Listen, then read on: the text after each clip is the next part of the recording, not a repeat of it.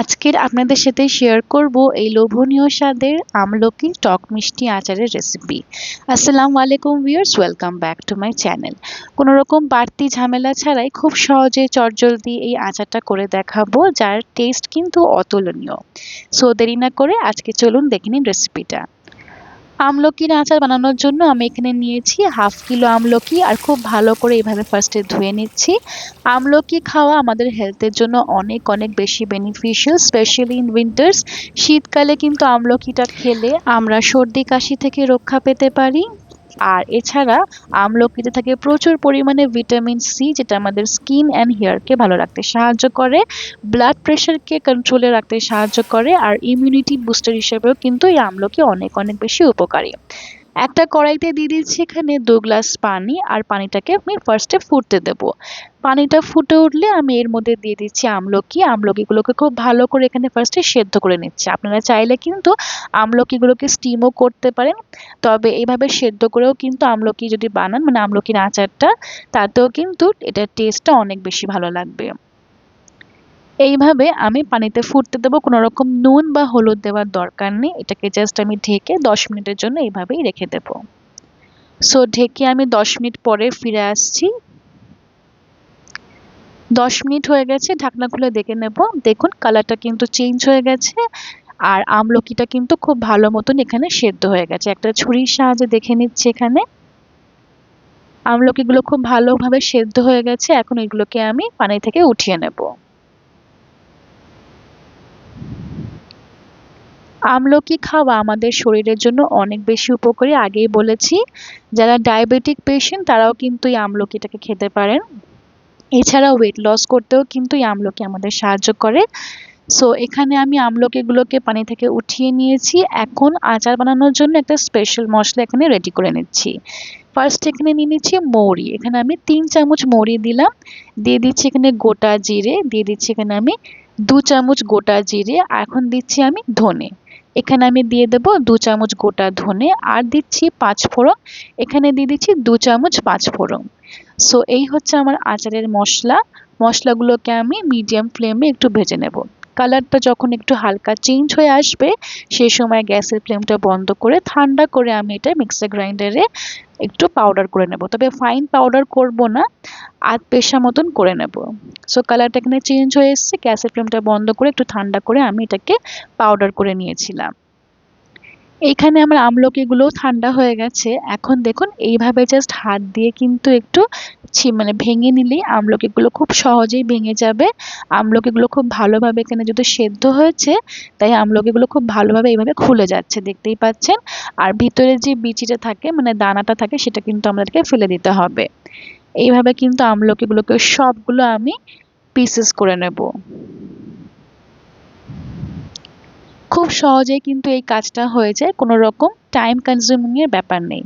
So সব আমলকি আমার এখানে এইভাবে পিসেস করা হয়ে গেছে, আর মশলাটাকেও আমি এইভাবে পাউডার করে নিয়েছি। দেখতেই পাচ্ছেন একটু গোটা গোটা আছে, এইভাবেই কিন্তু আপনাদেরকে মশলাটাকে গুঁড়ো করে নিতে হবে।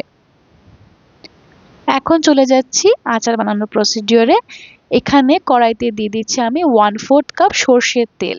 সবসময় কিন্তু আচারটা আপনারা সর্ষের তেলেই বানানোর চেষ্টা করবেন, এটাতে কিন্তু আচারটা দীর্ঘ সময় পর্যন্ত আপনারা স্টোর করে খেতে পারবেন।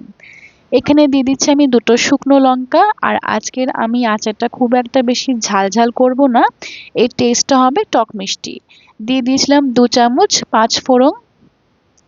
5 ফোড়নটা আপনারা অবশ্যই দেবেন, আচারের ফ্লেভারটা এটাতে অনেক বেশি ভালো হয়। আর এখন এই আমলকিগুলোকে দিয়ে দিচ্ছি। মিডিয়াম ফ্লেমে আমলকিগুলোকে আমি জাস্ট 2 মিনিট একটু ভেজে নেব। খুব একটা বেশি আমলকিটাকে ভাজতে যাবেন না, এটাতে করে কিন্তু আমলকিগুলো তেতো হয়ে যেতে পারে। তাই হালকা এইভাবে একটু ভেজে নিচ্ছি, আর গ্যাসের ফ্লেমটা কিন্তু একবারে লো টু মিডিয়ামে আছে। 2 থেকে 3 মিনিট এইভাবে হালকা একটু ভেজে নিয়েছি।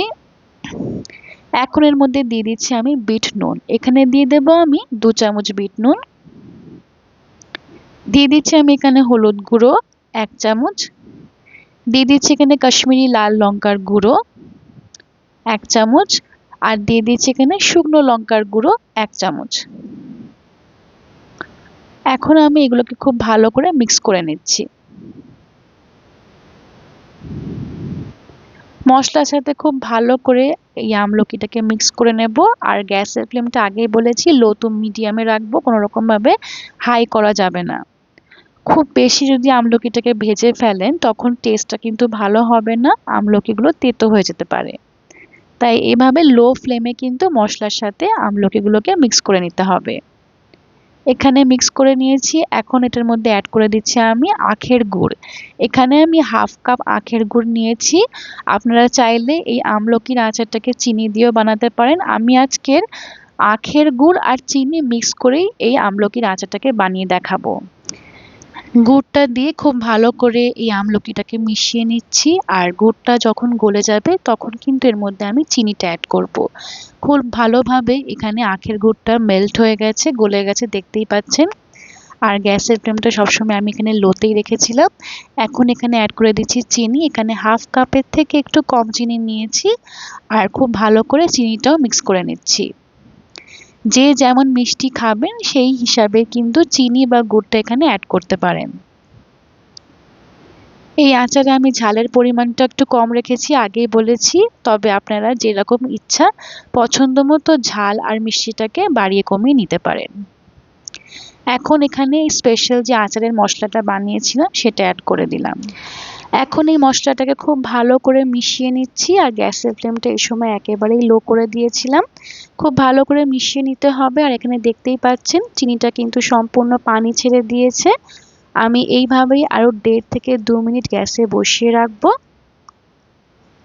আর এটাকে কিন্তু আমি শুকিয়ে ফেলবো না, কারণ ঠান্ডা হয়ে গেলে কিন্তু আরো আঠালো হয়ে যায় জিনিসটা। ঠিক এই কনসিস্টেন্সিটা যখন চলে আসবে তখন কিন্তু গ্যাসের ফ্লেমটা এখানে বন্ধ করে দিয়েছিলাম। দেখতেই পাচ্ছেন কতটা দেখতে সুন্দর হয়েছে, খেতেও কিন্তু দারুণ হয়েছিল। এটা ঠান্ডা হয়ে গেলে একটা কাঁচের জারে আপনারা স্টোর করতে পারেন, ফ্রিজে 1 বছর পর্যন্ত ভালো থাকবে। আজকের এই ভিডিওটা ভালো লাগলে একটা লাইক করে দেবেন। যারা নতুন ভিউয়ার্স আছেন আমার চ্যানেলটাকে সাবস্ক্রাইব করে দেবেন। সবাই ভালো থাকবেন। আল্লাহ হাফেজ।